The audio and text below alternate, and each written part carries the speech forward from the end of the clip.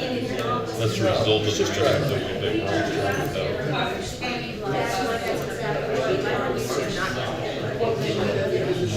So they're probably going to come back. Oh, it did. I think I can open it. It was big. There you go.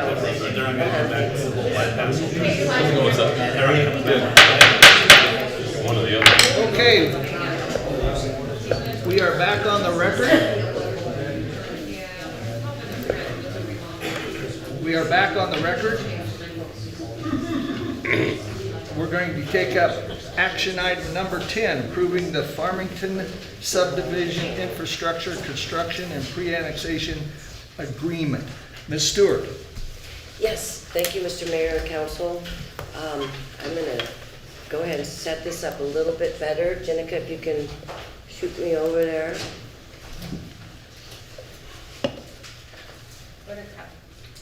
Uh-oh, did I?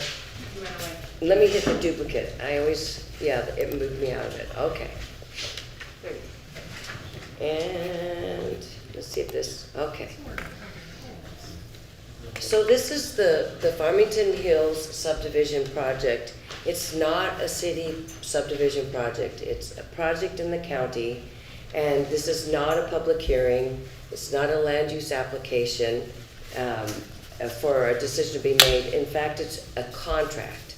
Tonight you'll consider a contract and decide whether mayor would be able to sign a contract to extend water and sewer to this county subdivision, and in exchange, when city limits get to the subdivision, they would consent to annexation automatically, quote, automatically. So let's see here.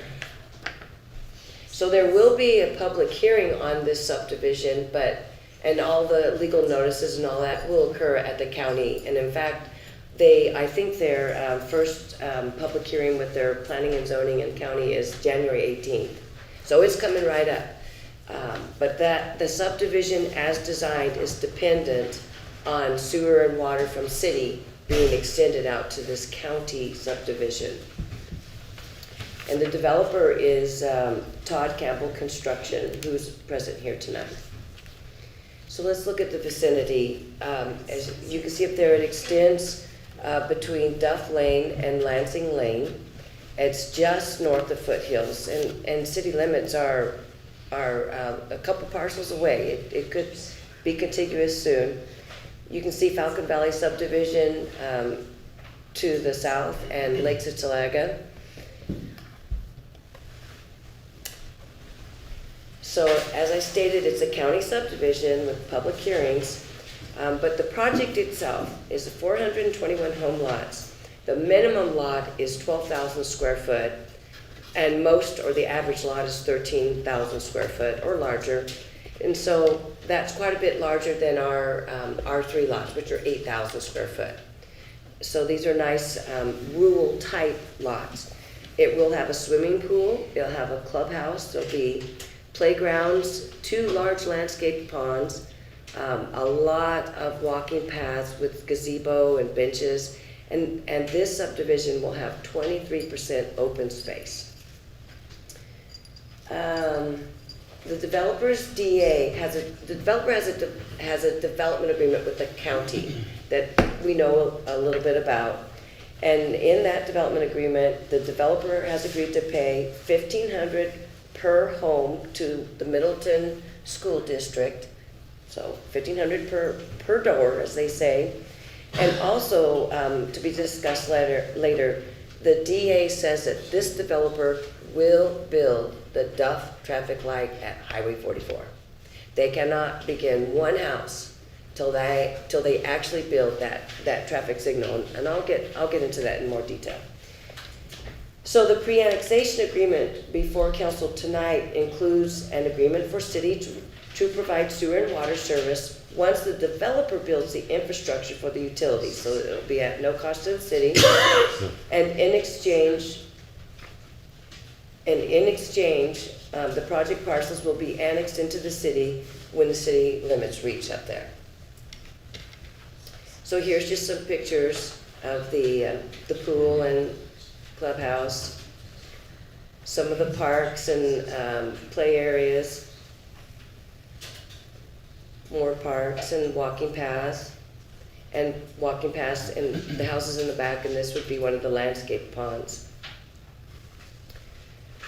So the pre-annexation agreement mimics or it complements the county's DA that's already been agreed to but not approved by the county P&Z yet, or planning and zoning.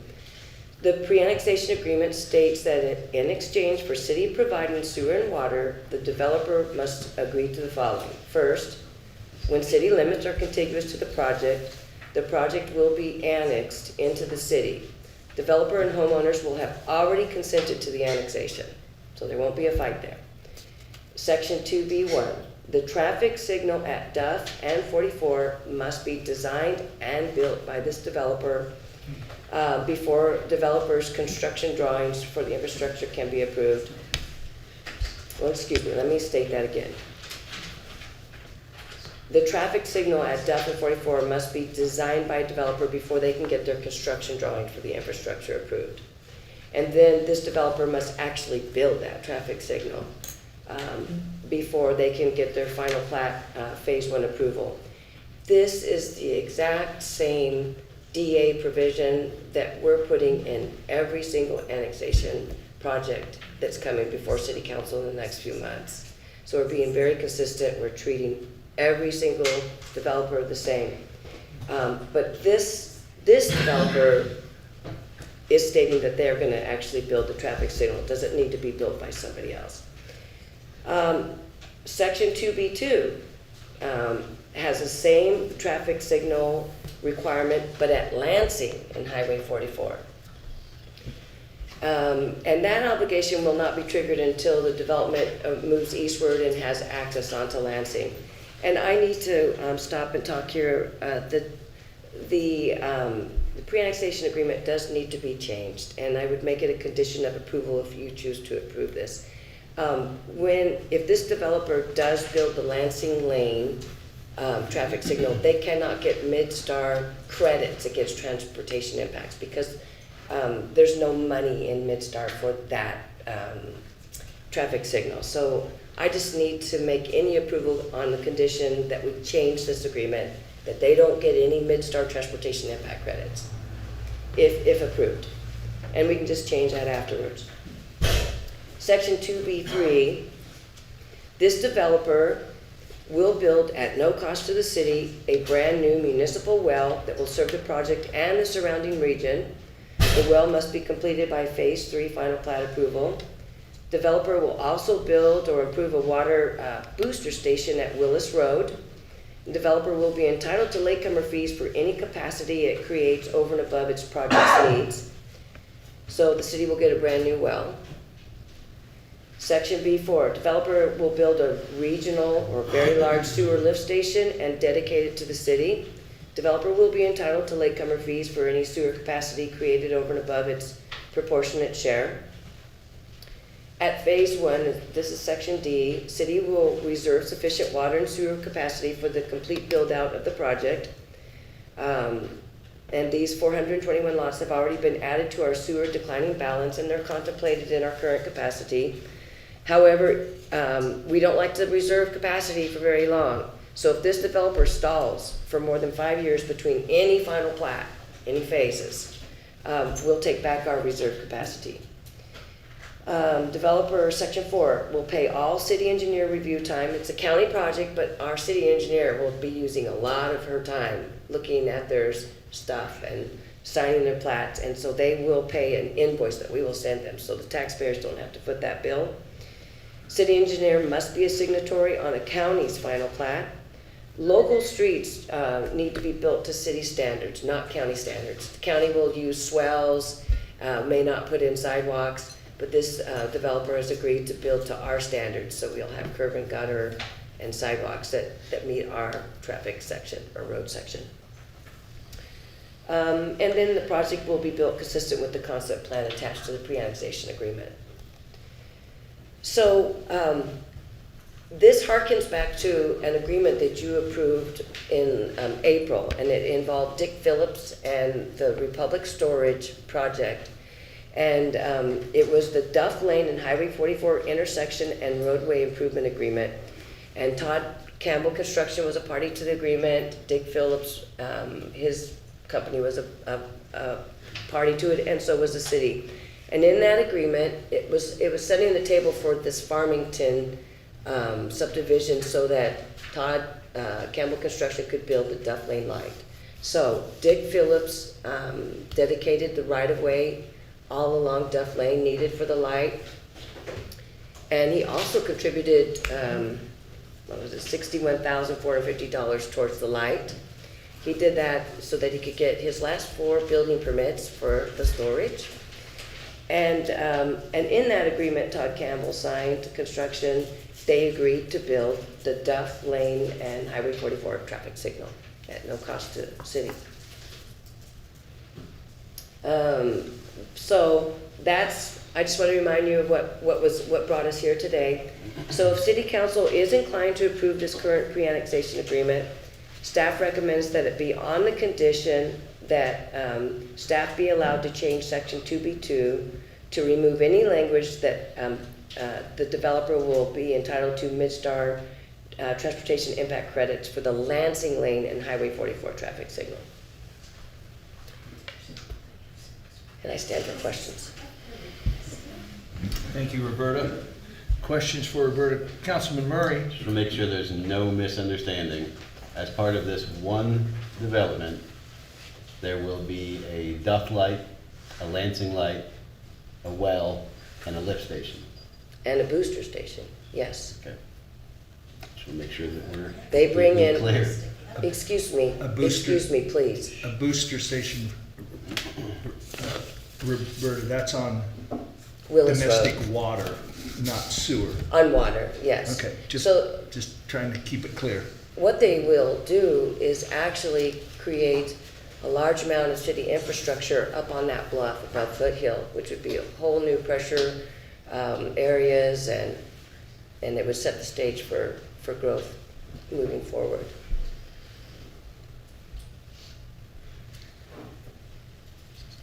Clarification for me, this is a pre-annexation agreement with commitments to city infrastructure, but it's not been approved by the county. Not yet, their It goes first to public hearing, On next January week or 18th. 18th, okay. All right. Their application is contingent upon our approval, correct, yes. of this infrastructure? They will plan? not get those lots without this sewer and water extension.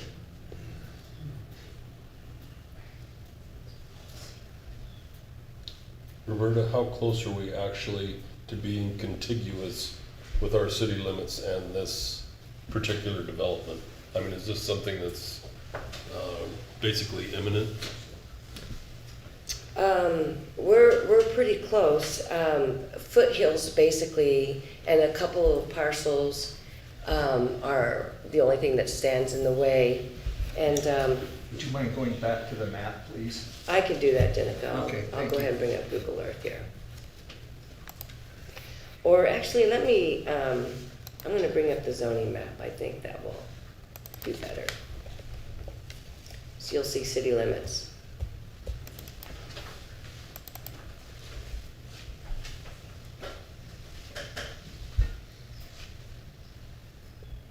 Am I still up there? No. Every time I move, my duplication comes off. Let me get that back going. Okay.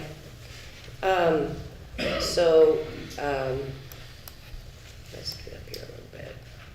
So, can you see my mouse moving like that? That's them right there. And, I'll try and back you up a little bit, Roberta. So Yes. this is that right. proposed property. And you can see There's Foothill. and that yellow line is city limits. So there are parcels, large rural parcels in between. Is this city limits here?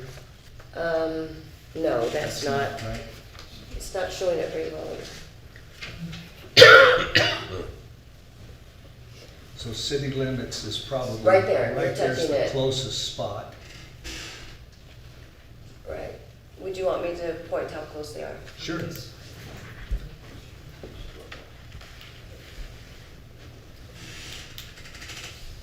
So here's the city limits right here, the top, and then here's the bottom of Farmington, right there. So these are big lots right here. Can you zoom in any more, Roberta? Yeah, I So we can. can see. That screen is kind of. Is that a little better?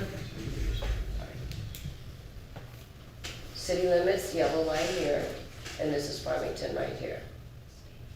And these are big, I don't know how many acres, but individual, single-family home lots on those. Now I'm gonna ask the stupid question to make sure that it's also abundantly clear. They're gonna be hooked up to our infrastructure. We will be charging them, even though they're not in city limits, they'll be paying for it? Yes. Just making sure. They'll pay all connection fees, which are significant, and then monthly utility fees. Okay. Mayor Will. Councilman Huggins? I'm looking at this, it says 216 acres. Is that the size of the project? Yes. So 216 acres is this whole project. And it's how many lots? 421 home lots, and I think 71 common lots. Councilman O'Meara, Oh, Mayor Will, did I cut you off? no, not really, no. Oh. it's not contiguous. How far do our existing services go? And how are we gonna get from point A to point B when we don't have any control over the land in that area? I mean, you're gonna put a sewer line through somebody's property that's not in the city. Do you want to answer that, Roberta? I can answer conceptually. The engineers are very smart, and city engineer has been working with the developer's engineer, who's also very smart, and for a long, long time. And they have found their ways, and this developer is building the infrastructure. The path is to move forward. It's not going to magically happen. It's got a path. I just can't tell you. I tend to be ignorant about those things, and I don't mind that.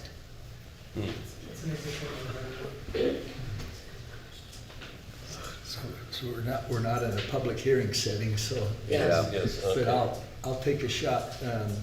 There's a county road that has easements available. Could I have Sure. the pointer? Of course, city services, as city council knows, go to Kingsbury right now. Right about there would be my guess, is where they're at right now, and come this way. And is that, what road is that? It should be. Duff. Yes? Yeah. Yes. Oh, it is. So conceptually, they could go up Duff or up Lansing, either. Okay. They can purchase private easements from landowners. It's their problem, not ours at the moment. Okay. Now, we haven't zoned this, obviously. What's the density equivalent? What, is it an R3? No, these are large lots, and it's a county zone. Would it be So- equivalent to like an R2 then? It'd be closer to an R2. Okay.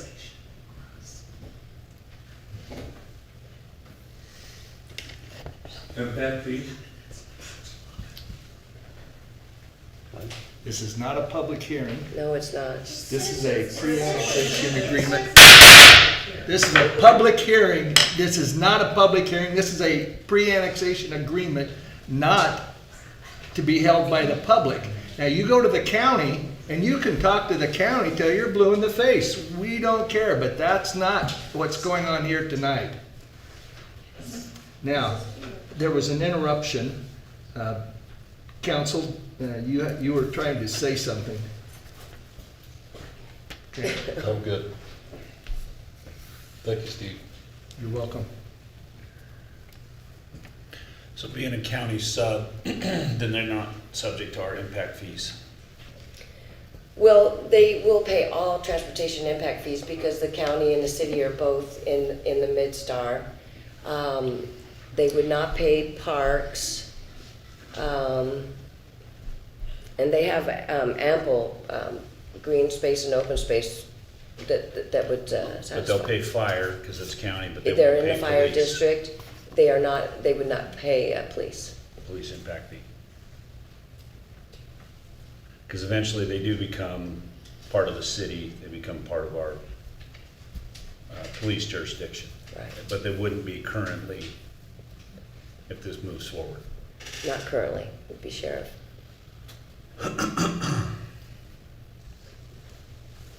Mayor Rule. Councilman Huggins. So council, I've just got some stuff going on, you guys can change my thinking. It's gonna go before the county, building permit will be go through Canyon County, right? No building permits here.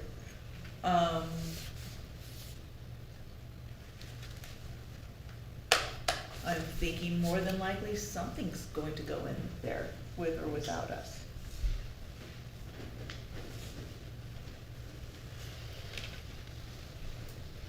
At a closer to R2 level, to get some of the infrastructure that is tied into this contract. I mean, I think something would go in there anyway. Could be wrong on that. So that's kind of where I was headed.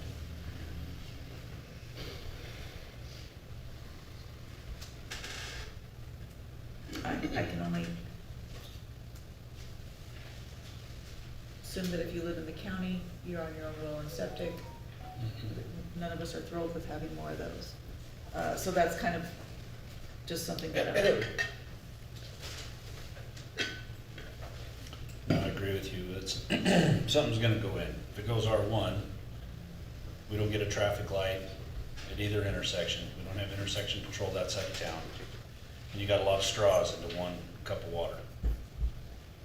Versus, obviously, they're gonna give us a well, plus the sewer improvements. There's no cost to us as taxpayers in terms of extending those services and building that infrastructure.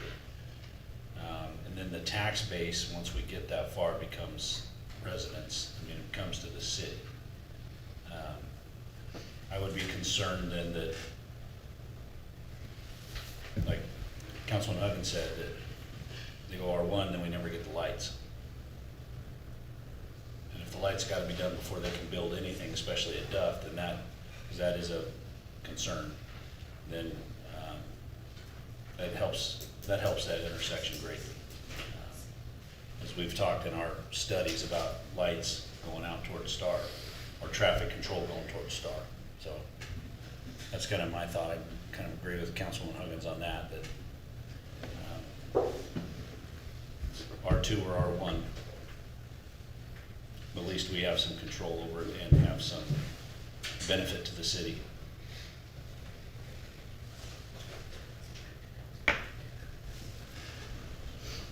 And on the dollar side, if I'm hearing correctly, sewer connection fees, water connection fees, monthly user fees, transportation impact, fire impact, no police impact, no parks impact. Yes. Councilman O'Meara. On your green space issue, you're telling us that they're putting in a swimming pool area and Yeah, a they green have space of a, their own. they have a And swimming pool and a large clubhouse, yes. is it strictly for that subdivision, or is it going to have access to the public? I think it is strictly for the subdivision, yes.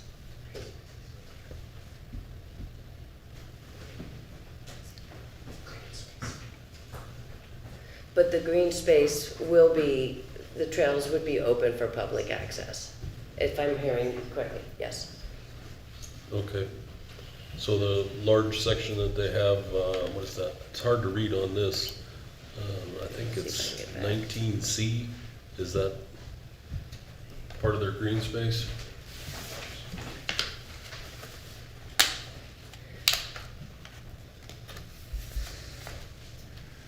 Just looking at the plat up there, you can see the concept plat. I'll show it too.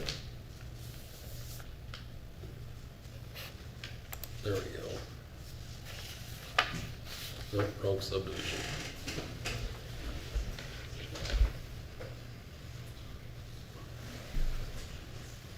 Yeah, that's part of their green space.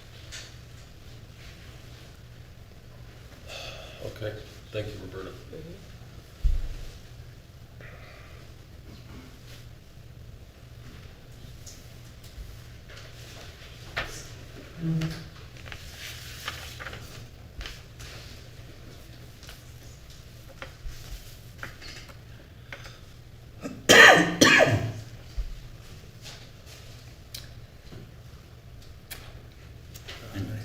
Any more questions for Roberta?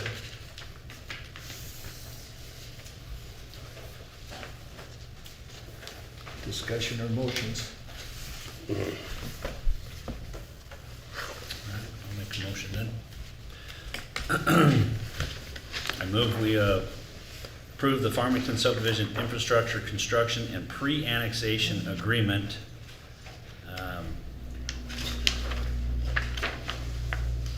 Go ahead, before I finish. Because she had it worded. Yeah, Roberta, you I- had it worded, but that's, Yeah. the to be, Yeah, To that, me too. but you To had be it, to- you had it actually on the I slide. can bring it up, but yeah. If I could- Oops. Okay, Yep. that'll be a condition of approval. Yep.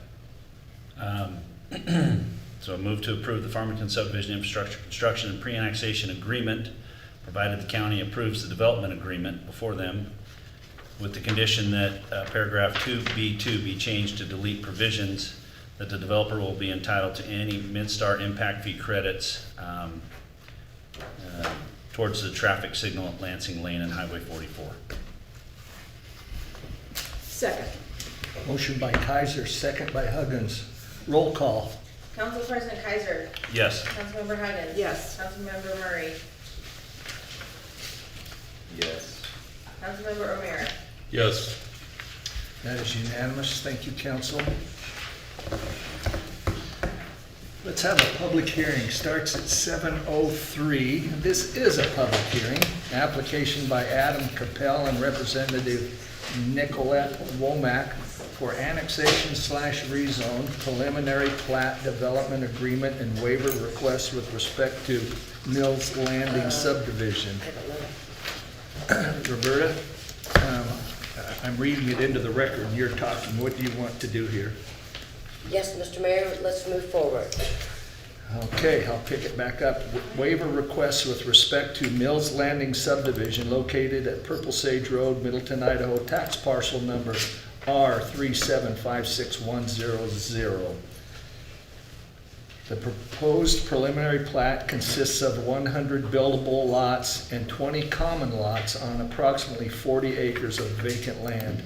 Applicants are requesting a zone change from county agriculture to city R3, single-family residential. Ms. Stewart? Thank you, Mr. Mayor and council. Up on the board, you can see Mills Landing subdivision, and let me see here real quick. For vicinity, it's kind of sandwiched just south of Purple Sage, but sandwiched between Valhalla. I'm just gonna wait. So it's between Valhalla and the crossings. This is single-family residential subdivision located at 0 Purple Sage Road. Project contains 100 single-family home lots and 20 common lots on 40 acres of vacant land. Amenities include pickleball court, regional pathway along the canal, amphitheater-style seat wall with shade structure, fire pit, and extensive lawn area. The developer has 4 applications: annexation and rezone to R3, number 2, preliminary plat, 3, development agreement, and 4, waiver requests under Middleton City Code 1-15-2. The property is currently vacant land in Canyon County. It's zoned agricultural. It is contiguous to Middleton city limits on 3 sides, and the surrounding properties are zoned R3. To the north is county property zoned agricultural. City water and sewer are immediately adjacent to the project site, so it'll hook into the sewer and water at crossings to the west and also to Meadow Park to the south. Sewer and water capacity are already included in the city's current capacity analysis. So the comprehensive plan does not require a regional or public pathway on this project parcel, but this applicant has provided an 8-foot wide concrete path, and it spans the length of a large canal, actually, and it will be encumbered by a 12-foot wide public access easement, so that'll help pedestrian connectivity between these 3 large subdivisions that'll be up there. The pathway also connects to a large lawn area with pickleball court, amphitheater, seat wall, shade structure, fire pit, benches, and smaller connecting pathways. The open space totals 15%, which well exceeds the 5% required by code. The primary access for the subdivision will be off of the Meadow Park collector. And access will also be through Voyager Street in the adjacent crossing subdivision. And there is a stub road to the north, and that'll just access a northern subdivision and Purple Sage ultimately. Frontage improvements along Meadow Park Street are partially complete, so there's not a lot to do there, but there's some things to be done. And this developer will do those things if approved. And also, this developer will have to coordinate a little bit with the subdivision to the south to take care of these really small strips of landscaping that are owned by the HOA of the subdivision to the south. So something really weird happened there, and this developer is going to use best efforts to fix it for us, actually. This developer is seeking a waiver under the waiver code to change the city's typical street section. They're asking to detach the sidewalk and add a little mow strip that can be landscaped in between, behind a sidewalk or back of curb, or back of curb to sidewalk. And you can see the difference. On the left up there, you can see the sidewalk will have a green strip. And then on the right, you'll see this is our typical street section with an attached sidewalk. They want it to look more like the left, and that's actually West Highlands. This actually does enhance the streetscape. It adds texture and beauty. And city staff does recommend that this waiver, if approved, this waiver be approved also. And this developer has agreed in the DA, or the development agreement, to measure the setbacks from back of sidewalks. So that's going to push the houses deeper into the lots, so that otherwise it mitigates a problem that would have occurred with this detached sidewalk. So it keeps the houses back. Secondly, this developer is requesting a waiver to our code section to add, for lack of a better word, bulb outs on interior street intersections. They're generally used to quiet traffic, and they can help with pedestrian safety because pedestrians can stand out further into the road. We don't do these in Middleton. The Planning and Zoning Commission did recommend that you approve the bulb outs as long as this developer worked with the Public Works Department to make sure that our street cleaning equipment, our snow removal equipment can negotiate this different geometry. And they did work with Public Works and Jason and determined that our equipment could handle it. This developer will be paying $5,050 Midstar transportation impact fees for each home, so they will be contributing $500,000 to the improvements of city intersections. Under Middleton City Code 5-4-3, we also collect a traffic pro rata fee for intersections that are not on the Midstar CIP. I used the regular way I calculate pro rata fees, and I came up with $109,375 is what they'll owe at final plat phase 1. It's based upon calculations of impacts at the year 2025, the horizon year 2025. The developer is taking issue with that. It states it's not taking issue with paying the pro rata fee, it's taking issue that we should pay on a horizon year of 2040. And if I understand correctly, that's the year of our comp plan, and that's why they've chosen that date. by 2040, there's a lot more population, it dilutes their impact, and so they're wanting instead to pay only $46,000 in pro rata fees. But I use the typical calculation I've used for every developer up to now, and it should be $109,375, not $46,000. So this developer has in its proposed DA the exact same provision for a traffic light that we just saw with Farmington, except for it involves the cemetery and Highway 44 traffic signal. There's no difference at all. It says that this developer cannot get its construction drawings for infrastructure approved until that traffic signal is designed, and then it cannot get final plat approval and begin to build houses until the cemetery traffic signal is actually built.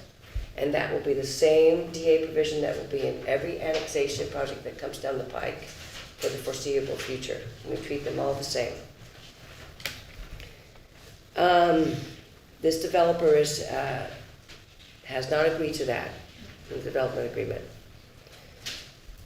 It says that basically, I'll let them make their own argument, but basically it's beyond their proportionate share. But I would remind council that we're not mandating that they build the light. We're just mandating that that light be built by someone at some time before they can move on to these various steps. And as an aside, the city actually has already designed the light. A few months ago, city council approved $93,000 taxpayers paid to actually design the light. And I think it's done. Isn't that correct? Well, the design's still in progress. But It's still in progress, but it's almost done? It's almost done. It's almost done. And another fact, city, with Jason's hard work and has applied to the ITD program for a $2 million grant to actually get it built.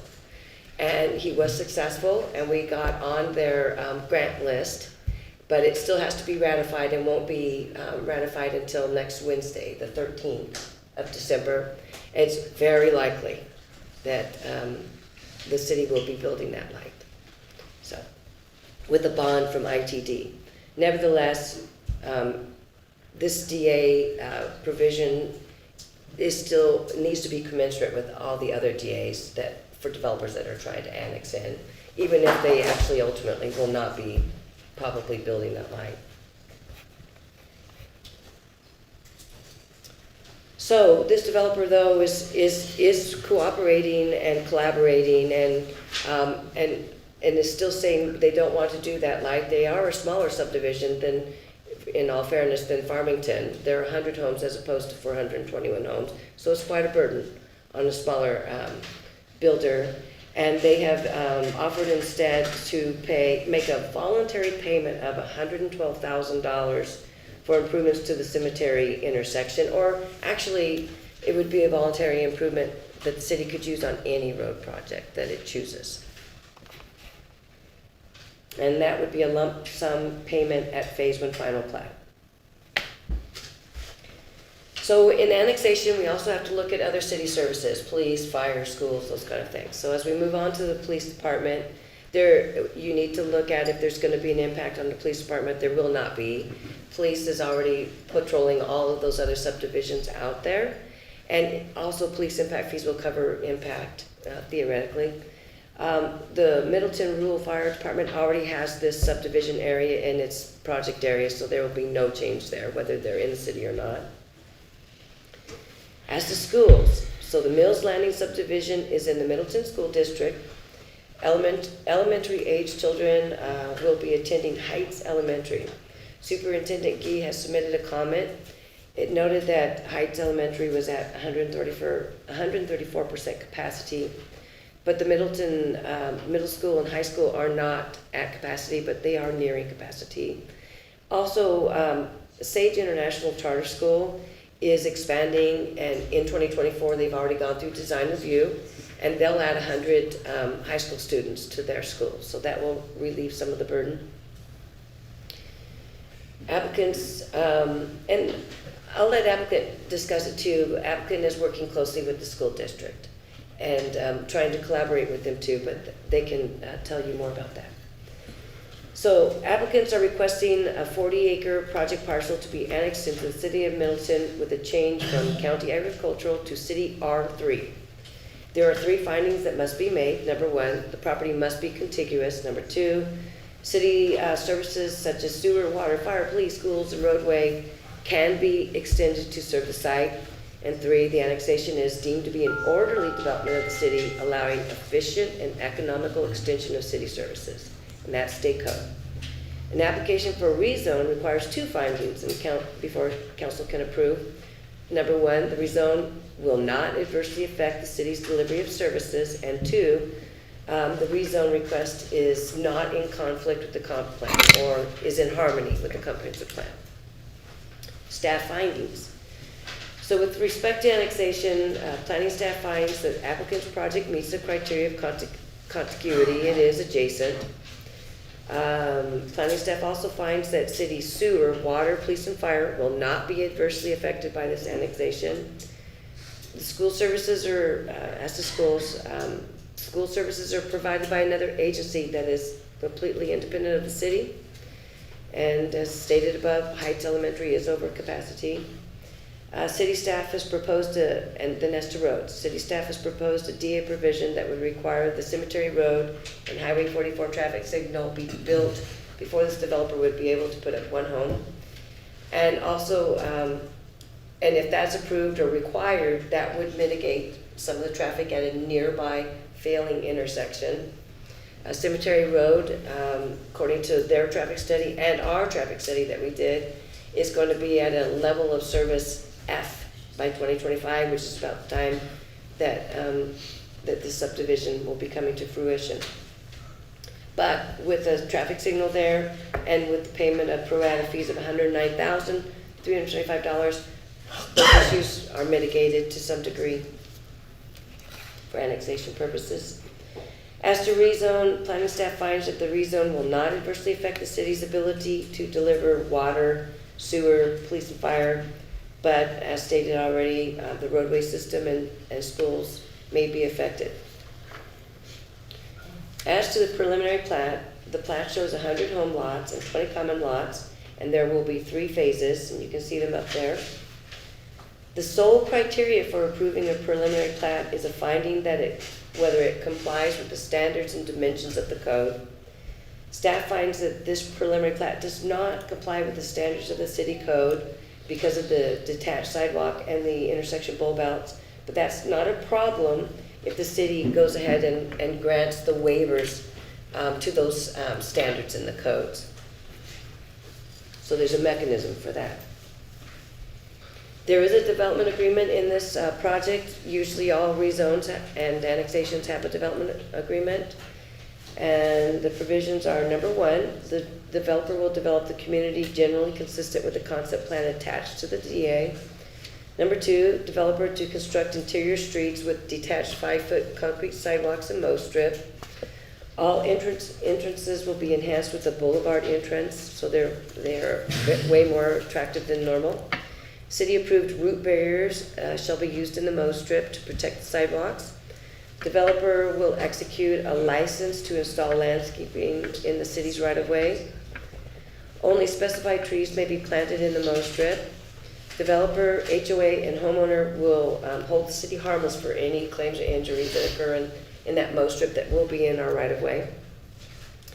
Front setbacks are to be measured from back of sidewalk. Developer to pay $109,375 traffic pro rata fees.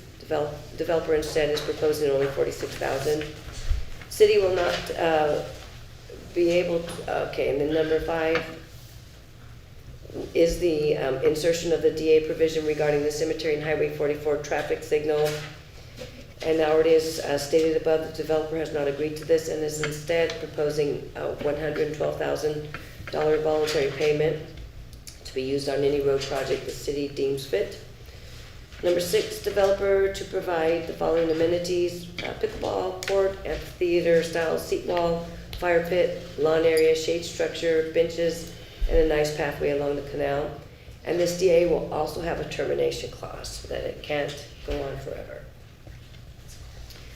As to the comprehensive plan, applicant's project complies with the comprehensive plan's future land use map, the FLUM, because residential is shown in that area. Additionally, this applicant's project complies with the following goals, objectives, and strategies of our comp plan. Number 1, goal 4, the project will produce quality lots for residential use. Goal 6, the interior streets and improvements to Meadow Park will be developed in an orderly manner. Utilities will also be expanded in an orderly manner. Goal 10, this project provides pathways and gathering spaces for recreational activities.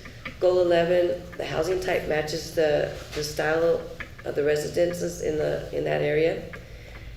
Goal 13, our comp plan does talk about schools, but our comp plan does not discuss one stitch about overcapacity or capacity at all.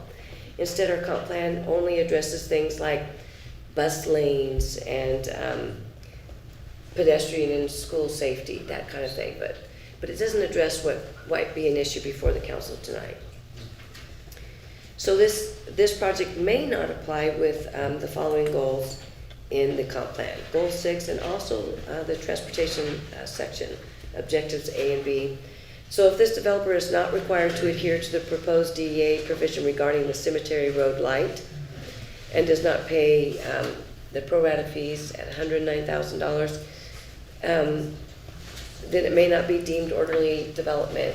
It'll be near a failing intersection come the year 2025.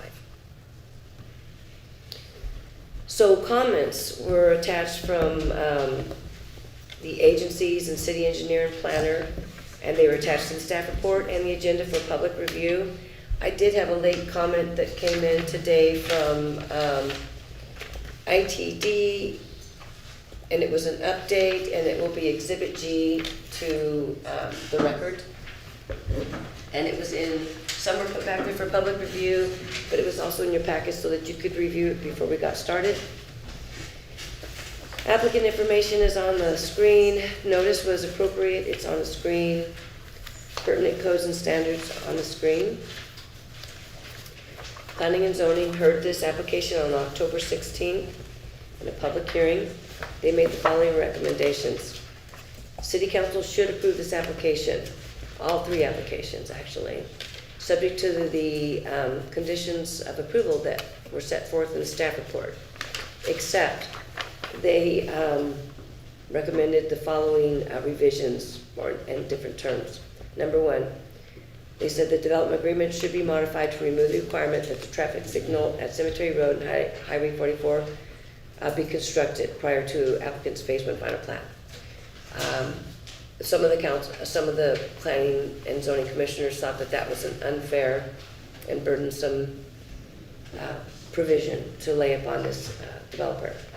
Number 2, they thought that this developer should only pay the $46,000 pro rata fee instead of the pro rata fee that staff calculated at $109,375, and I can't recall why. I'm not even sure I gleaned exactly why they chose the lower amount.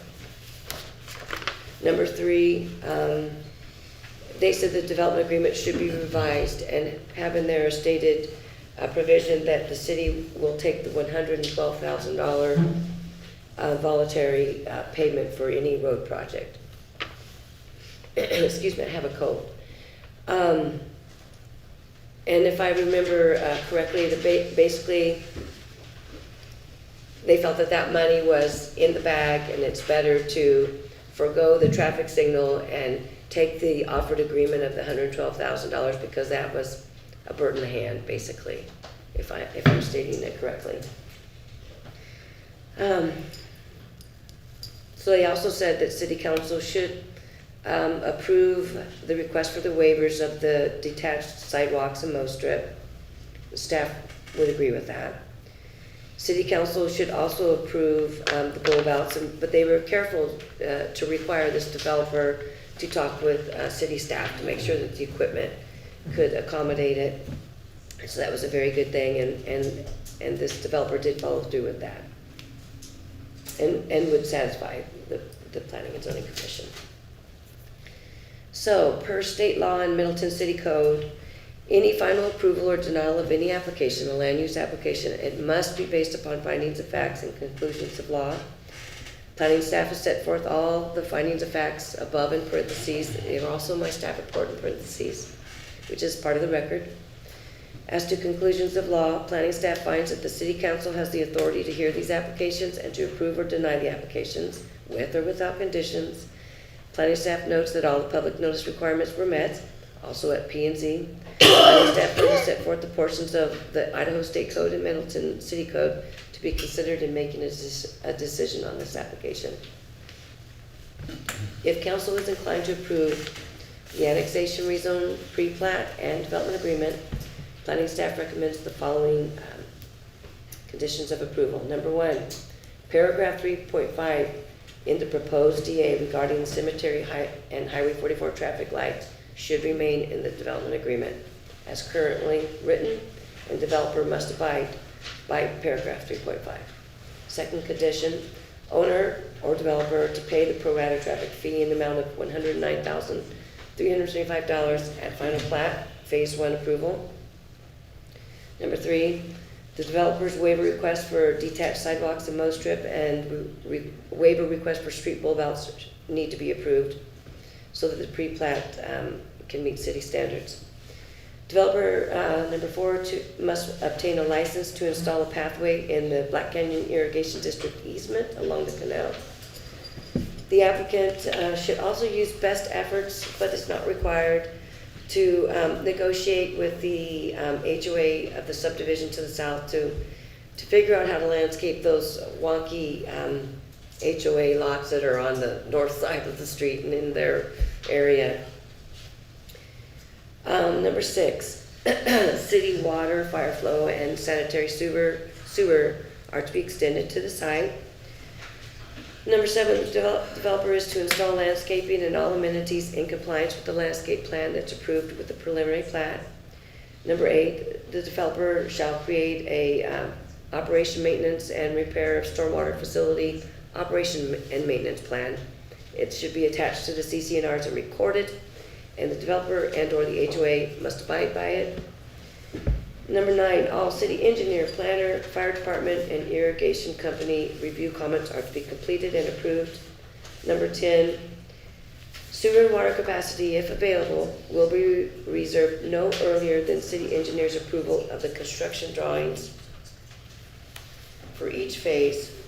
So if this council decides not to approve this subdivision, then per city code and also state code, you should state on the record what this applicant can do, if anything, to obtain approval. I stand for questions.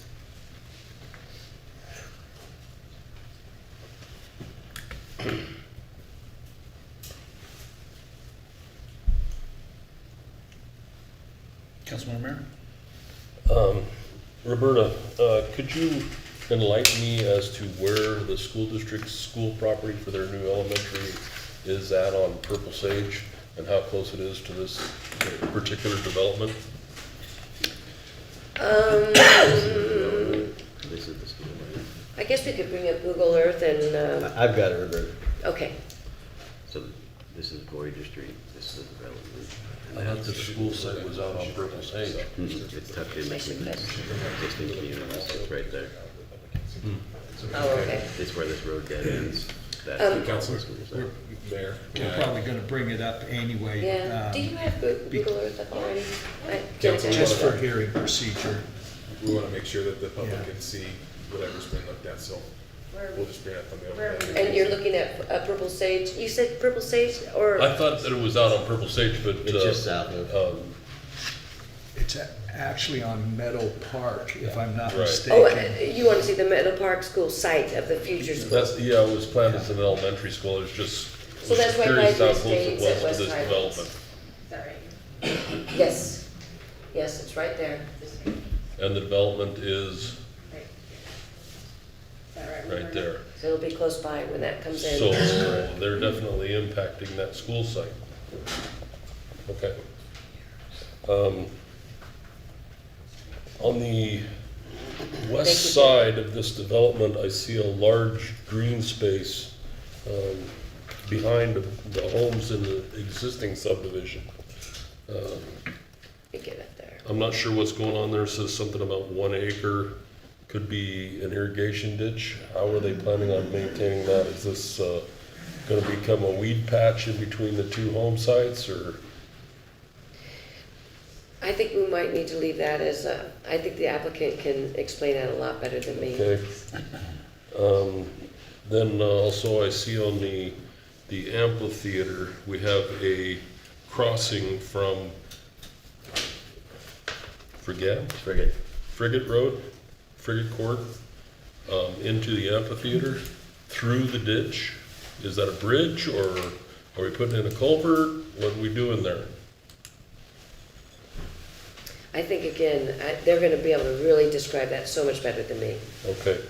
And then my fourth question had to do with Meadow Park Boulevard.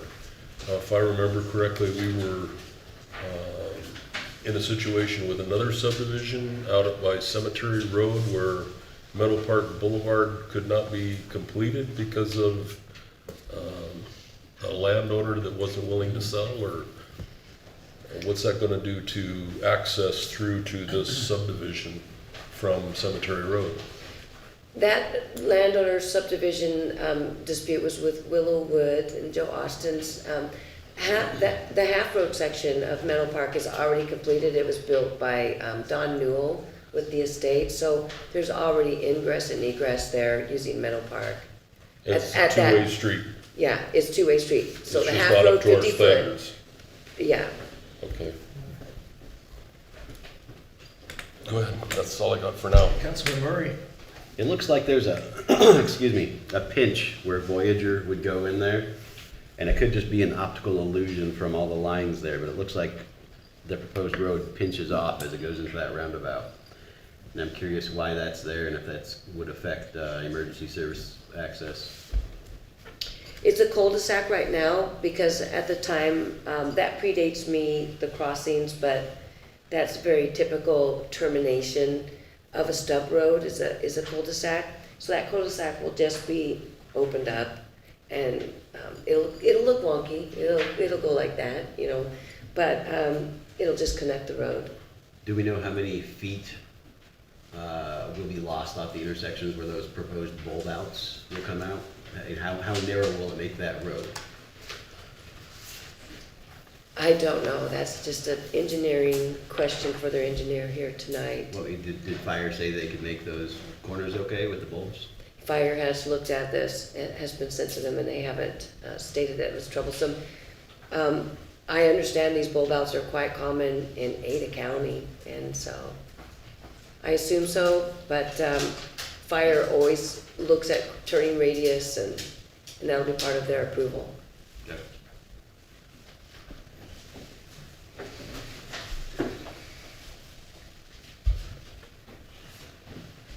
Councilman Murray, along those lines, if you go over to Galleon, I see that same pinch effect there, and on Frigate, on especially the west side, those bulb outs cause a pinch look to me as well. But I think that's what's going on at that roundabout, or the Voyager situation. Yeah, You can see it in multiple places through this.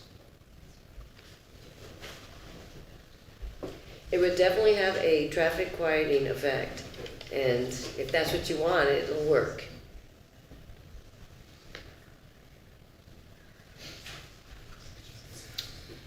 Any other questions for staff before we let the applicant make their presentation? All right, is there a representative from the applicant here tonight?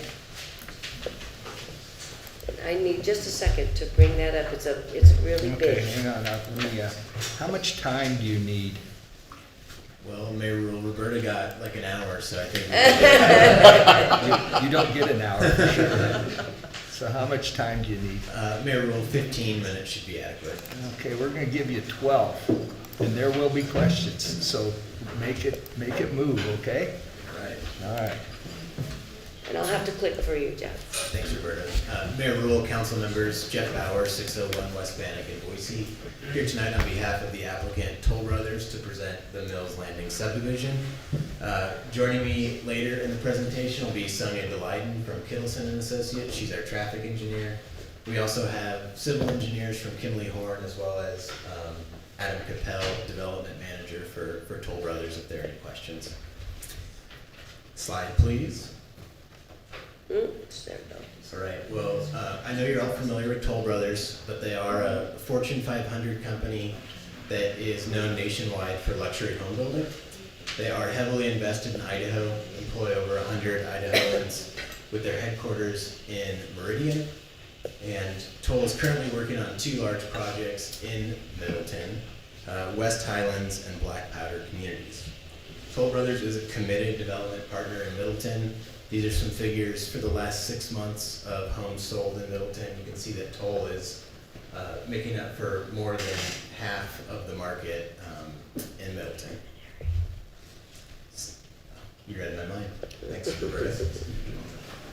Toll's excited to bring another high-quality, single-family residential development to Middleton. Mills Landing will be located near the intersection of Purple Sage and Middleton Road and fronts on Meadow Park. This is a 40-acre site. Slide, please. Roberta summarized the applications well. 3 applications before you: annexation and zoning, development agreement, which will ensure that the project is developed in accordance with conditions, and preliminary plat, and then 2 waiver requests, and those are for the detached sidewalks and the bulb outs. Planning and Zoning Commission did recommend approval of this project, and I think it's important to again clarify, as Roberta did, that Planning and Zoning agreed with the applicant on all of the material conditions we wanted changed. We're going to go over those in detail later, but just as a high level, they agreed that we were calculating the pro rata correctly. They also agreed it was improper to condition this project with the construction of a signal at Cemetery and 44. Slide, please. Real briefly, I think this is accepted by all, but annexation is appropriate here. We're contiguous on 3 sides. This is a Category A annexation, and the applicant has consented to annexation, so annexation is appropriate here. Contiguous and consent. I think it's also important when looking at, the development of the city being, contiguous, that there are currently fully improved streets extended to this site and public utilities. So this is not leapfrog growth. We are primed for annexation and development at this point. Slide up, please. This is the future land use map that Roberta went over briefly. You can see that this property and all of the property around us is designated residential. So the R3 zoning we're asking for is appropriate under the comprehensive plan. Slide, please. Not only is the zoning appropriate based on the comp plan, but it's also very compatible with our surroundings. So as you can see, the areas that are annexed next to us are also zoned R3, and there are existing single-family communities around us at similar densities. Slide, please. Here's our subdivision kind of concept plan. Again, the size of the property is 40 acres. We're proposing 100 buildable lots. That density is 2.5 units per acre, so slightly lower than allowed in the R3. Our average lot size is just over 10,000, and there will be 20 common lots. As Roberta mentioned, we do anticipate 3 phases. You can see the lot counts there in the graph, 30, 38, and 32. If approved, we think construction would start in 2025, with first occupancies being in 2026. And subject to market conditions, we think full build out around the end of 2028. Slide, please. Open space plan. Again, the project is 3x the required open space, 5% required, we're at 15. We do have a lot of large park spaces at the southwest corner of the project, you can see our main amenity area. This park will be over 5 acres in size with grass. Here's our pickleball court. Here's our amphitheater with covered picnic tables and playground area. There's also another pocket park at the north side and sort of the center, and then also at the east side. There is an irrigation facility that runs through this property, kind of diagonally. We are proposing a public multi-use pathway that would go all along this irrigation facility and provide public pedestrian connectivity through our site. So that'd be an 8-foot wide path and a 12-foot easement. Slide, please. Here's some just conceptual renderings of that main amenity area, the central amenity. This is part of phase 1 of the project, so these improvements would be in at the inception of the project for the first residents to enjoy. Slide, please. And again, here's just a conceptual rendering of what we anticipate that multi-use pathway looking like. Slide, please.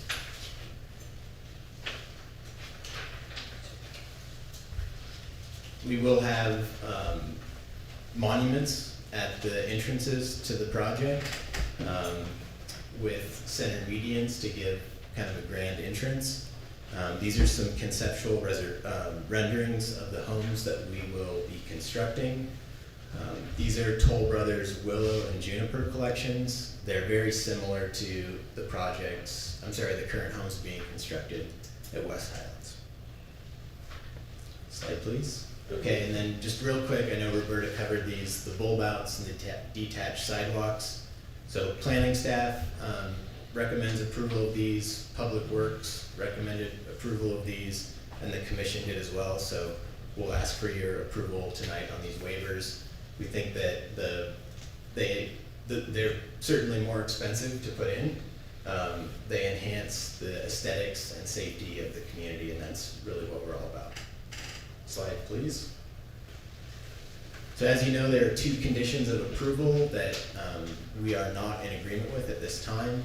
The first is conditioning this project on installing a signal at State Highway 44 and Cemetery. And the second is the calculation of the pro rata fee.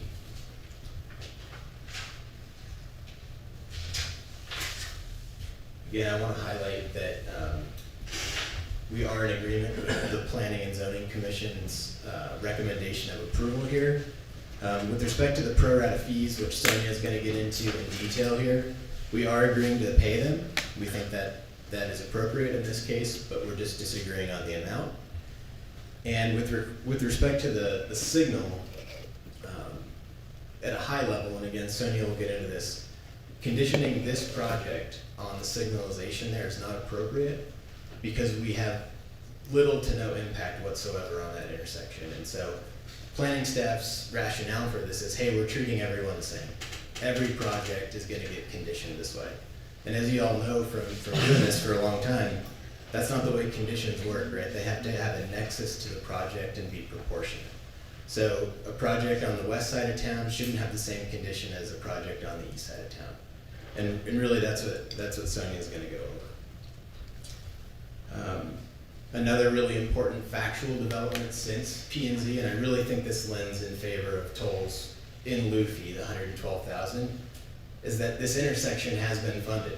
It's on ITD's list of recommended projects. So the city has $1.97 million coming to it for this project. Typically when a project is funded, you no longer condition a project on funding it.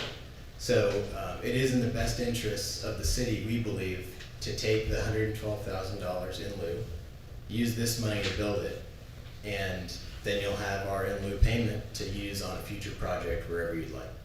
So with that, I will turn it over to Sonia. Maybe give her a heads up on how much time she has, Madam Clerk. There's a clock right there. Oh, okay.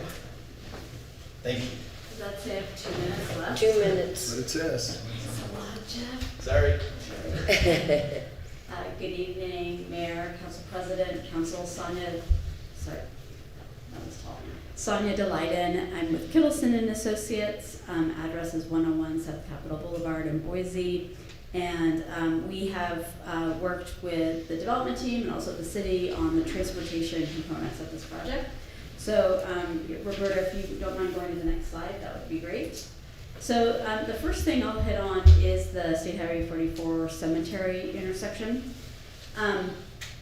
To elaborate further on Jeff's final comment there about weighing the individual merits and impacts of each project versus consistency, we just spoke about another project, and it was highlighted several times that that project is conditioned with signals.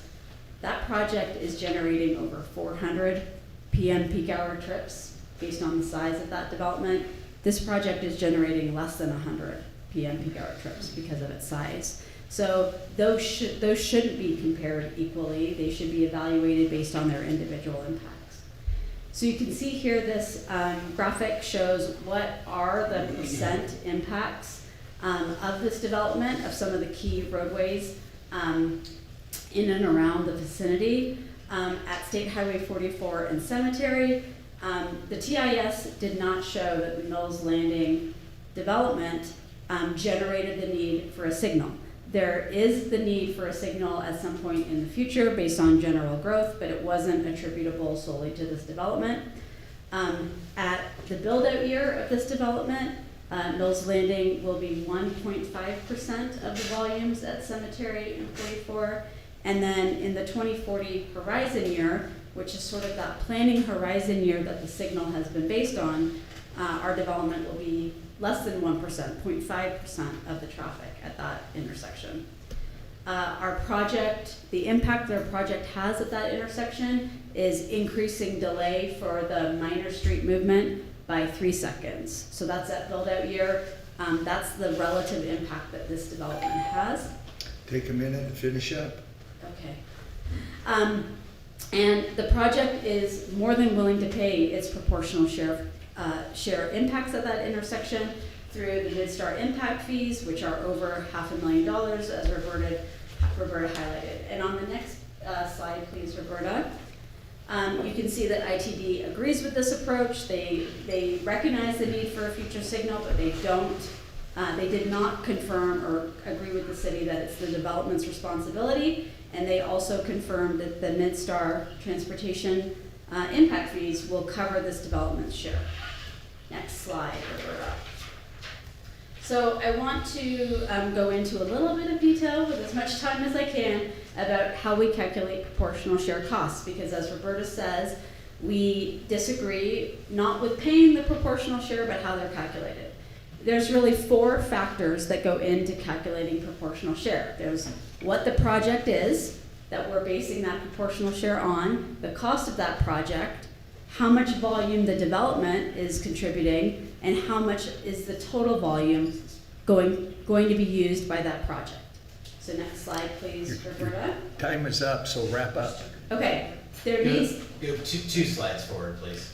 Your time is up, so wrap up. Yep, Okay. we're gonna get to the conclusion. Thank you. 2 slides forward. You want me to gavel you too? Is this... I think we should be done, I guess. Okay, so I guess in conclusion, we request that the City Council graciously accepts the Planning and Zoning Commission's recommendation and approves the Mill Landing projects with the conditions outlined by the Planning and Zoning Commission, which were removing the State Highway 44 Cemetery intersection, accepting a $43,000 proportional share payment, as well as a $112,000 voluntary payment towards transportation improvements. All right, thank you very and much. we're happy to take questions. All right, questions? Well, Roberta wasn't able to answer all of mine. So my first question is the access into your amphitheater from Frigate Court across the irrigation canal. Is that a bridge, a culvert? How are you planning on getting them through that ditch? Yes, sir. Mr. Mayor, Councilmember O'Meara, that will be a culvert. Okay. I could maybe tick some off. I took notes. Okay, go ahead. The strip on the east side of the project, you mentioned, is there adequate space for maintenance? That is an existing irrigation facility with a 40-foot wide easement, so we would fence our buildable lots on that easement edge, and according to the irrigation company, that 40-foot of width is more than adequate for them to continue maintenance in that corridor. So you won't be doing anything as far as maintaining that area? Mayor Rule, Councilmember O'Meara, the irrigation company, I believe, wants to be the party in charge of maintenance there. Okay. Mayor Rule, Councilmember Murray, I think you had a question about the reduction in width of the intersections at the bulb outs. I'm actually good with the reduction in width there myself, but that question did come up. So we think it'll reduce the width by approximately 16 feet. So 50 foot will reduce by approximately 16 feet. And the idea there is that's the on-street parking width on each lane. So around 8 feet, it would be restricted. And it'd still be a full travel lane. Councilman O'Meara. So we're talking similar to what's in front of the subway here on Highway 44. Mayor Rule, Councilmember O'Meara, I'm sorry, I'm not familiar with that particular facility. It's a bulb out on an intersection, gives It parking a safer spot. It would be similar. I don't know if all over Ada County and Boise, you're seeing on pedestrian corridors downtown, Hyde Park, places like that where there's more pedestrian activity. Yeah, it's just a couple feet to give visibility and calm Just to traffic. get the pedestrian out where they can see them around the cars. Correct, sir. And it also makes sure that no one's parking too close to the intersection as well. Right. Thank you. Yeah. One more question for you. In your sidewalk to roadway, you're putting in a green space in between.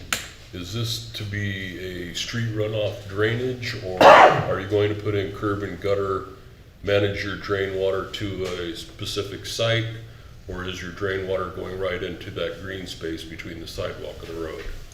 Mayor Rule, Councilmember O'Meara, the former. There will be curb, gutter, certain areas where water is moved to with the curb. The green strip is just for aesthetics and street trees. Thank you. Yes, sir.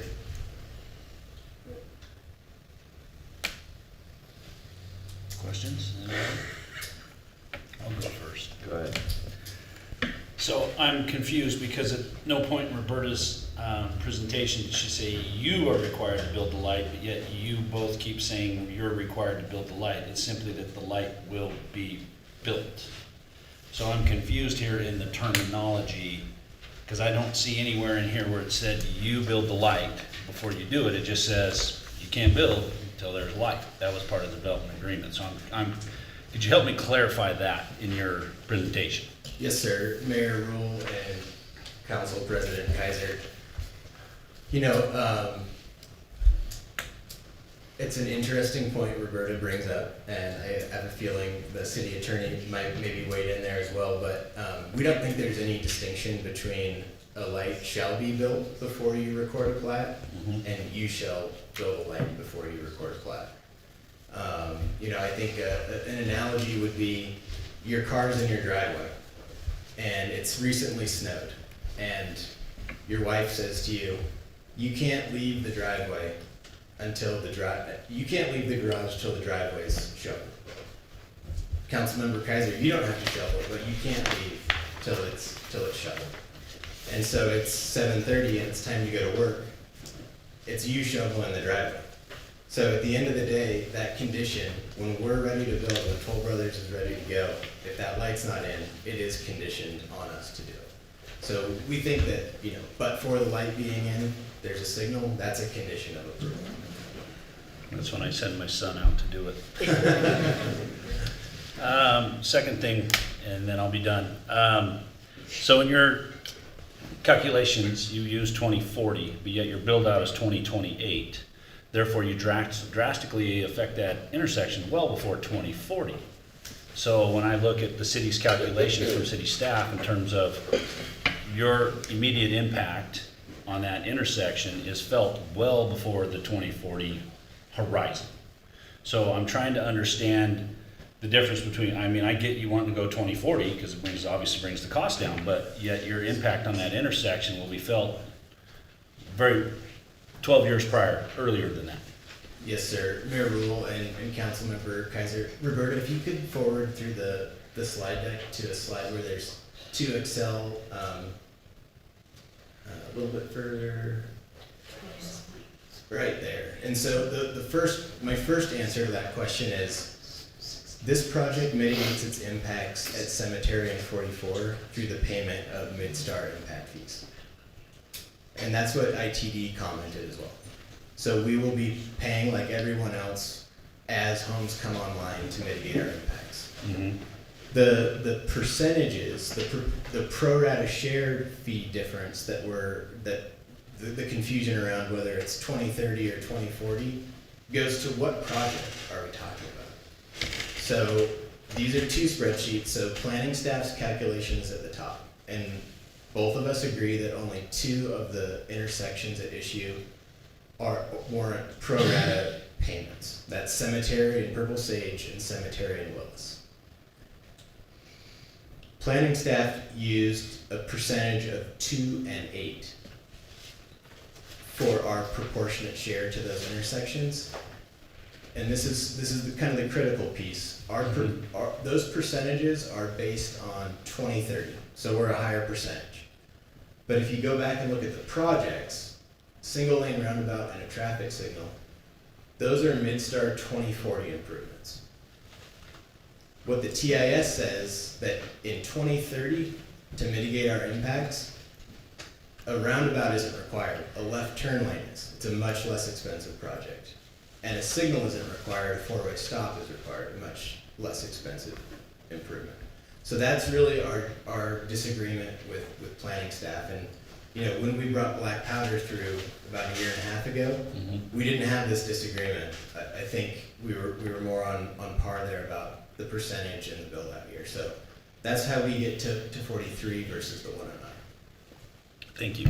Yes, sir. Councilman Murray. I'm going to work on that same point as Rob did. I think you're engaging in sophistry. I think you're playing word games and acting like you don't understand when you very well do understand. We're saying that intersection does not have capacity. You are not responsible for it, but it needs to happen. And before yours can happen, that needs to. So I'm not going to play any more word games. Our intersections need some love in this town. And until they get that, I'm on board with city staff. And I don't want to play more games regarding that. Yes, sir. Mayor Rule, Councilmember Murray, we couldn't agree more. And that's why we have voluntarily contributed to pay $112,000 in addition to what the law says we pay pro rata and Midstar. And we think that'd be beneficial to the city to have a pot of money that it can use in any fashion that it deems necessary, because you've already gotten this intersection funded through ITD.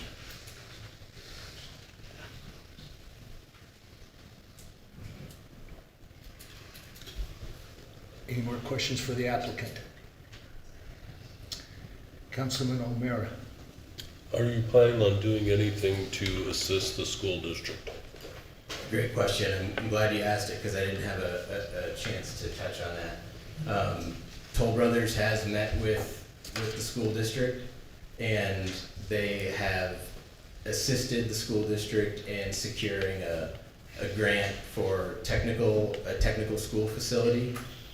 We've also provided safe routes to school, and the Middleton School District's letter recognizes Toll Brothers' efforts to do all that it can in being a good partner.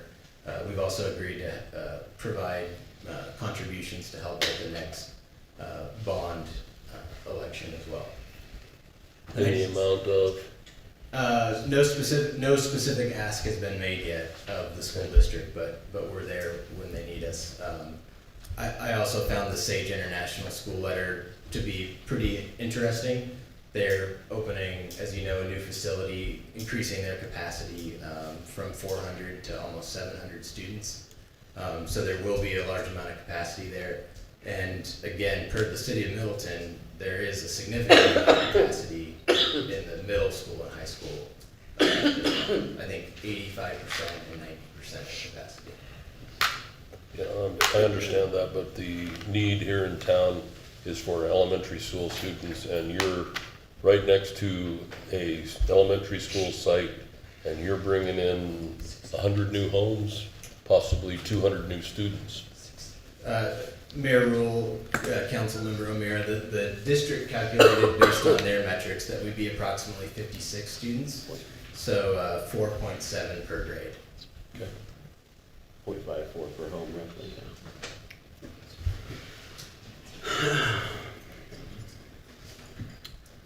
Any other questions for the applicant? All right, we'll take public testimony down, or I'll give you a rebuttal. Thank you, sir. Thank you. I see Jason's getting that list now. Thank you, Jason.